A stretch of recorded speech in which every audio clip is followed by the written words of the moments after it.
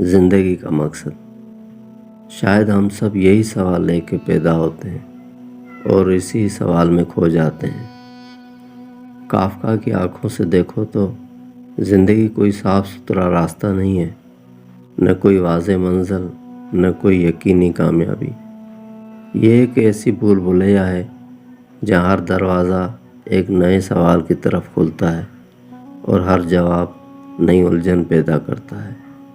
انسان بس ایک مسافر جو نہ اپنی منزل جانتا ہے نہ اپنی سمت۔ فرد کی حیثیت کبھی ایک فائل میں بند کاغذ کا ٹکڑا، کبھی ایک نامعلوم مقدمے کا ملزم اور کبھی اپنی خواہشات کا قیدی۔ کافکا کہتا ہے، ہم جیتے ہیں، سفر کرتے ہیں، تلاش کرتے ہیں، مگر اکثر اپنی نظروں سے اوجھل رہتے ہیں۔ اور شاید اسی تلاش میں، اسی بھٹکنے میں اصل زندگی چھپی ہوتی ہے۔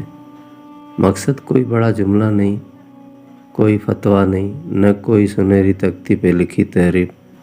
مقصد شاید صرف یہ ہے کہ ہم اپنی تنہائی کو پہچان لیں، اپنی شکست کو قبول کر لیں اور اپنی تلاش کو اپنی کہانی بنا لیں۔ زندگی کا مقصد یہ نہیں کہ ہم دنیا کو فتح کر لیں، بلکہ شاید یہ ہے کہ ہم خود کو کھوج لیں اور اپنی خاموشی میں وہ آواز سن لیں جو کبھی کبھی بہت دھیرے سے ہمیں بلاتی ہے۔